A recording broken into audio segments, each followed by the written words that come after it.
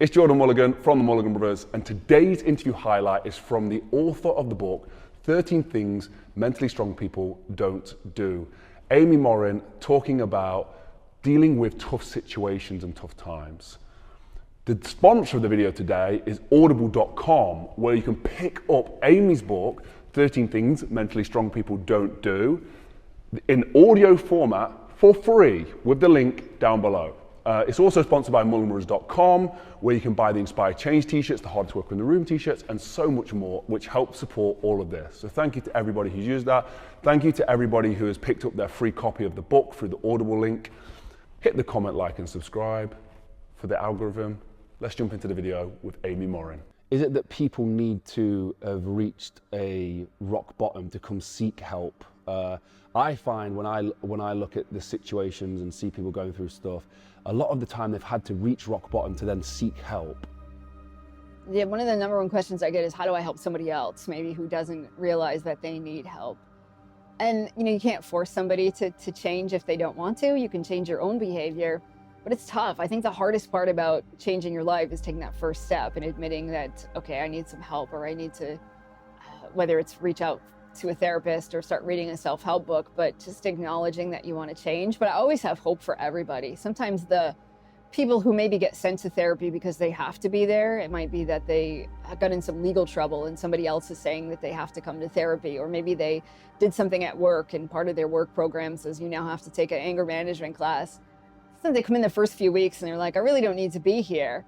But you'll sometimes see a change in them. Maybe week 5, something clicks and they say, all right, maybe I don't need to be here, but since I'm here anyway, I'm gonna work on something. So I always have hope that people will hopefully get something out of, whether it's a book or going to therapy. They may not change at the pace that we want them to. They might not change their habits in a way that we think that they should, but maybe that's just where they are right now. So just the process of seeking a therapist for me was, going through loads of different therapists, finding a right fit. What's your advice for somebody trying to find a therapist?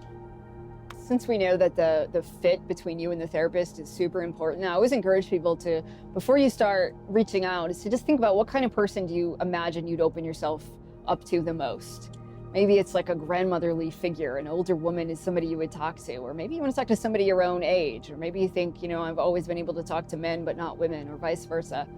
When you have that thought in your mind of who could I talk to the most, then I think it just opens up the door to you then expanding your mind into who do you want to talk to, who could you visualize yourself sitting down and discussing private matters with. And then you might go to an online therapy directory. Places like Psychology Today list tons of therapists.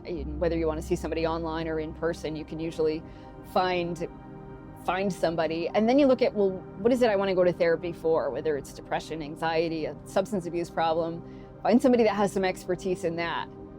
One thing you can usually do with therapists too is to call them up. Most of them will give you a free 10 or 15 minutes on the phone where you can ask them some questions like, how do you normally work with people?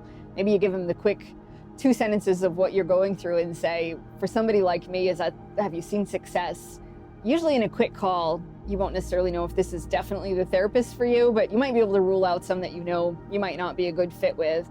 But you also might have some that you think, I could imagine talking to this person, and it sparks your interest, and then you decide to call them back or you set up an appointment. And just because you see somebody once doesn't mean you have to see that person for your whole life, but you might meet with them and you think, I feel really heard. I think this is somebody I could talk to. Or you might go in and think, yeah, this just probably isn't the person I'm going to open up to. And that's okay, find somebody else. So this one's really interesting to me. This was on your Instagram again. It was staying mentally strong in tough times, which is obviously when you would want to be mentally strong. But yeah, it's super interesting to me. I see some people who think, okay, something horrible happened and I got to build some mental strength right now.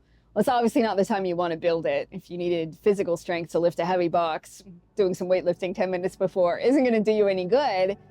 But that doesn't mean that there aren't things that you can't do right in the moment. Because so often when we feel like the world is crumbling or something awful is happening, we start to think, I can't handle this, I can't get through this.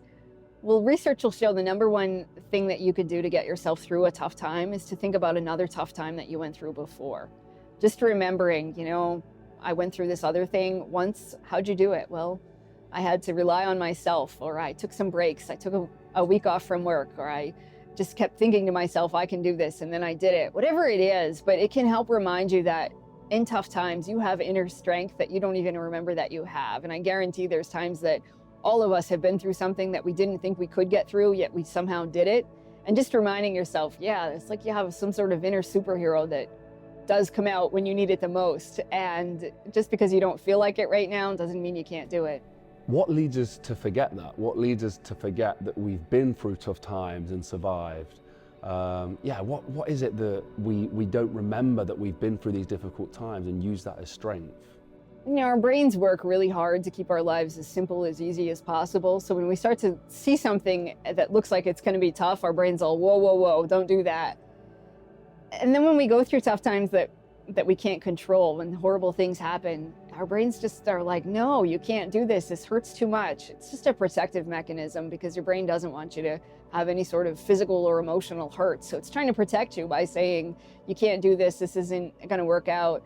And it wants you to do everything you can to stay safe. But the reality is sometimes we don't have a choice. We go through something awful and you have to keep going anyway. Strategies to become mentally stronger.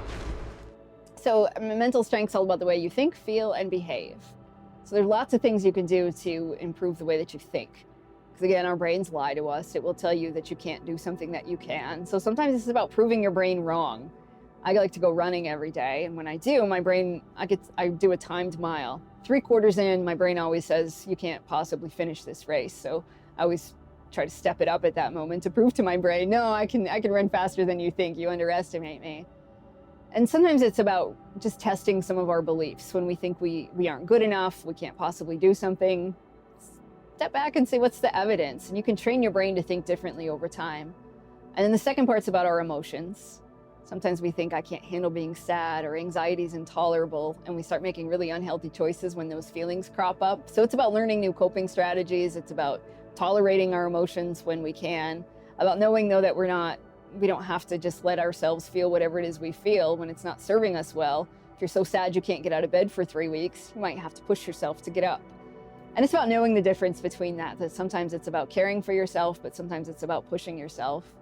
And then it's about the action that we take.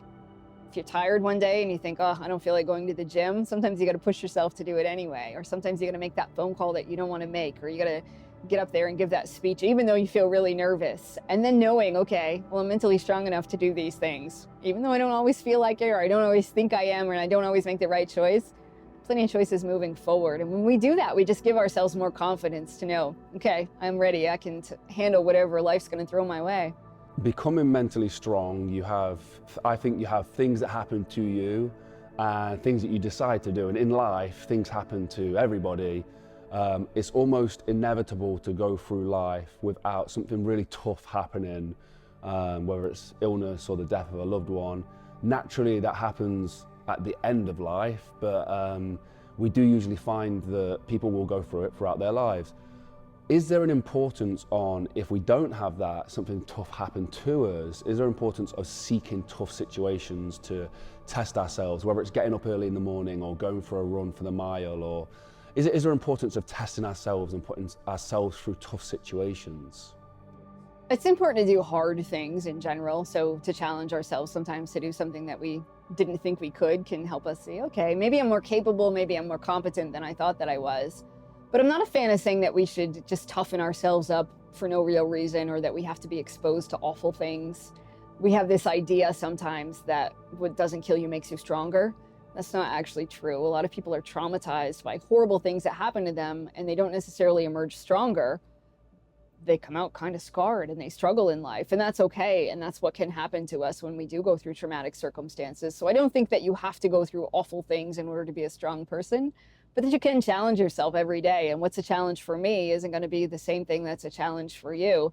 I might find heights are incredibly terrifying, but you might find that speaking in front of a crowd is terrifying, or vice versa. So it's about knowing what kinds of things are scary for me, what areas of my life do I want to challenge myself, and what can I learn from those challenges. And there you go, working through challenges with Amy Morin, author of the book, 13 Things Mentally Strong People Don't Do. An unbelievable book that I recommend reading, which I have read myself. And with the Audible link, which is the sponsor of today's video, from audible.com, If you use that link, you can pick up a free copy of Amy's book for free. Link down below. And honestly, the audio version for me works really well. Thank you to audible.com for sponsoring the video.